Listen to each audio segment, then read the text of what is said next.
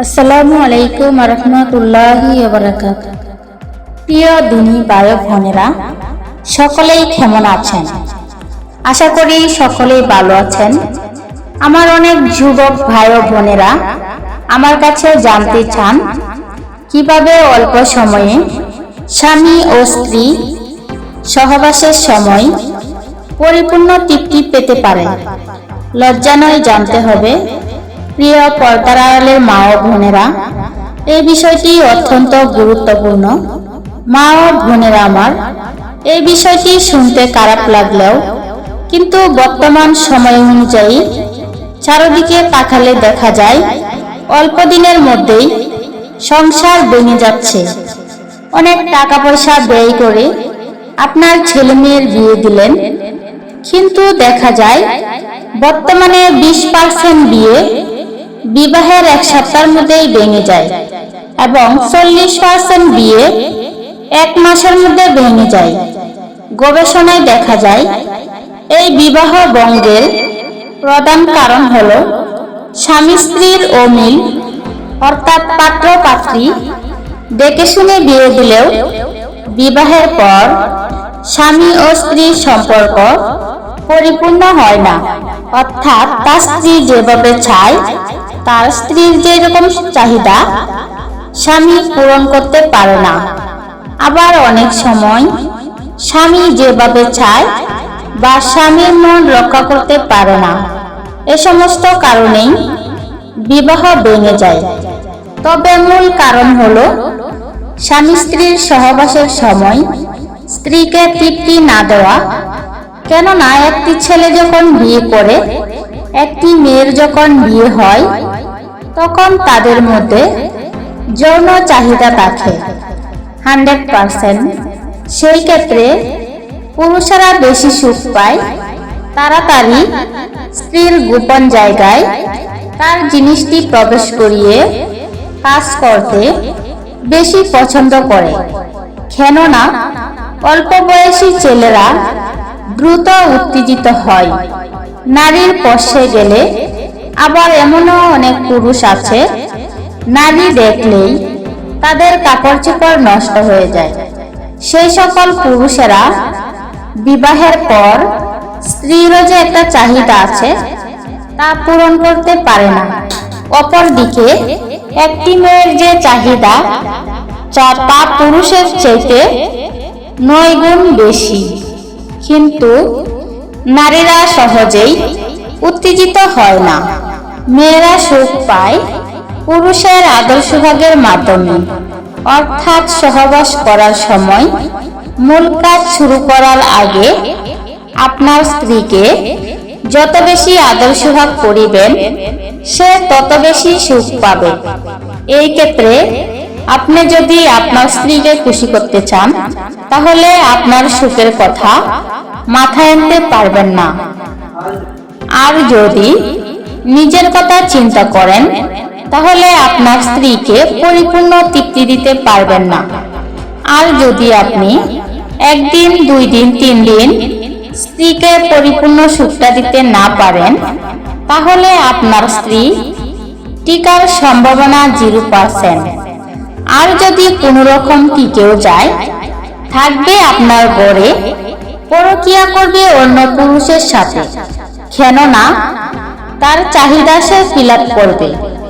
এখন কথা হলো, যারা এই সমস্যার মধ্যে আছেন, আপনারা যদি আমার এই ভিডিওটি দেখেন, আশা করি কিছুটা হলেও উপকৃত হবেন।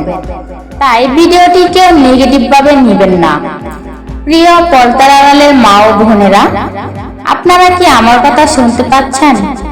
যদি আমার কথা ভালো করে শুনতে পারেন, তাহলে কমেন্টে 1 লিখুন। আর যদি না শুনতে পারেন, তাহলে কমেন্টে 2 লিখুন। আর যদি সরাসরি আমার কাছ থেকে তালিম নিতে চান, তাহলে কমেন্টে 3 লিখুন। আশা করি আপনার সমস্যার সমাধান হবে। তাও যদি না পারেন, আমি সরাসরি আপনার কাছে গিয়ে আপনাকে প্র্যাকটিক্যালি শিখিয়ে দেব।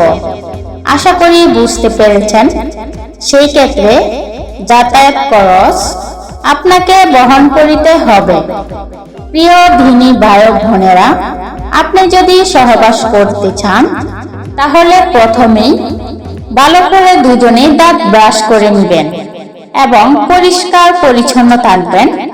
কেননা সহবাসের সময় গোপন অঙ্গের থেকে হাত বা মুখের কাজ বেশি। যেমন সহবাস করতে যখন চাইবেন, মূল কাজ শুরু করার আগে আপনার স্ত্রীকে ভালো করে আদর সোহাগ করুন। এই ক্ষেত্রে আপনার স্ত্রীর দুর্বল জায়গাগুলোতে আপনার 2 হাত দিয়ে স্পর্শ করুন। মনে রাখবেন, মেয়েদের দুর্বল জায়গাগুলো হলো যে কোনো মেয়ের সুন্দর সুন্দর গোলাপি ঠোঁট, চুল, গাল, কপাল, জিহ্বা, পেট, নাভি, পিঠ, পা এবং গোপন অঙ্গের বাহিরের অংশ। এই জায়গাগুলোতে আপনাকে বেশি বেশি করে আদর সোহাগ করিতে হবে।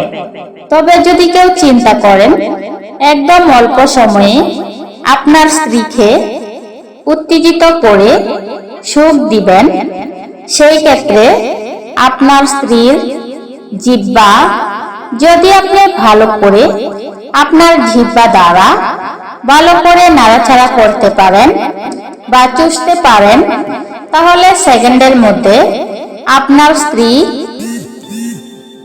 একদম উত্তেজিত হয়ে যাবে। প্রিয় ধিনী ভাই বোনেরা, ভিডিওটি অনেক লম্বা হয়ে যাচ্ছে, তারপরও আশা করি শেষ পর্যন্ত শুনবেন, তাহলে আপনার এমনি বৃথা যাবে না।